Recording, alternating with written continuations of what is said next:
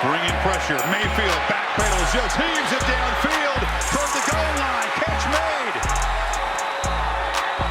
And now Shepard, they called a touchdown. Shepard made a terrific play. The Buccaneers have agreed to terms on a one-year deal with veteran wide receiver Sterling Shepard, adding to the depth in their wide receiver room. Now, this comes after they waived Devin Tompkins earlier in the week. They waived him injured. He had a hamstring issue, as well as potentially some other issues, but they had waived him, so they had kind of a hole there at wide receiver, and they fill that with a veteran in Sterling Shepard. So let's get into Shepard right now. He is 31 years old, played his entire career so far with the New York Giants, 8 seasons there with the Giants since being drafted back in 2016. Had a lot of success with the New York Giants as well. It was not some slouch. Had over 600 yards in his rookie season, 8 receiving touchdowns, and then had over 800 yards in his third season in the NFL. So has had a good bit of success in New York.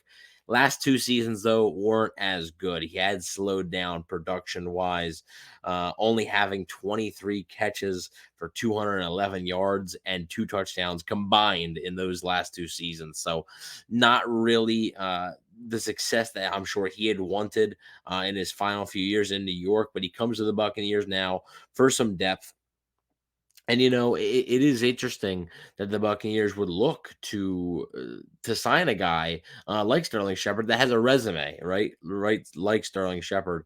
And because they have Trey Palmer and they just drafted a 3rd-round draft pick Jalen McMillan. So there's not really a clear, spot for Shepard as, the wide receiver 3 or the wide receiver 4.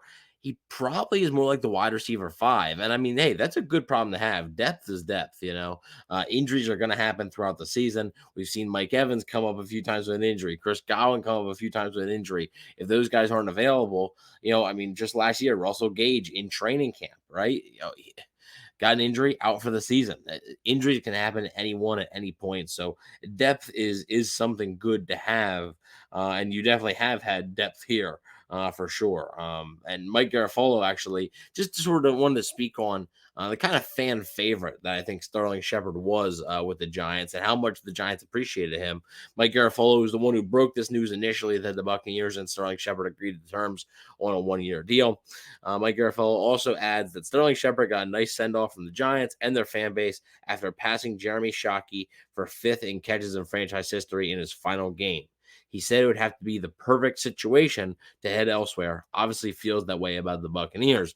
Now, I think one of the reasons this could potentially feel like the perfect situation for Sterling Shepard is he's playing with his former college quarterback in Baker Mayfield. They both were at Oklahoma together, played together at Oklahoma. So Sterling Shepard definitely has familiarity with Baker Mayfield, and they've played together before. So I think that maybe adds to that, perfect situation type deal. But basically, the point of that tweet was he got a nice send-off from the Giants and their fans, and he passed Jeremy Shockey for 5th in catches in franchise history. The Giants are an historic franchise.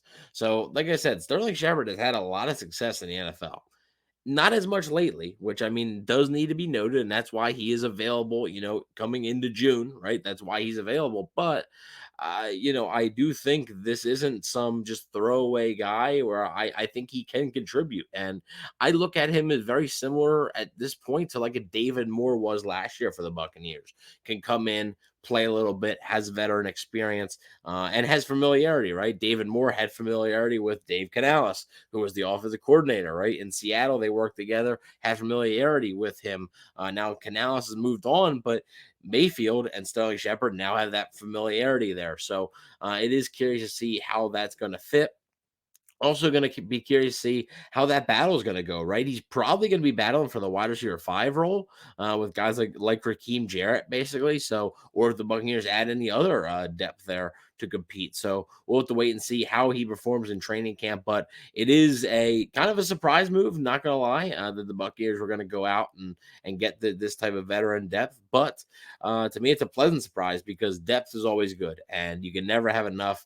the wide receiver room was pretty stacked. It just got even stronger now, I Bleav, with the addition of Sterling Shepard. But I do want to know what you guys thought about the Sterling Shepard signing. What do you think?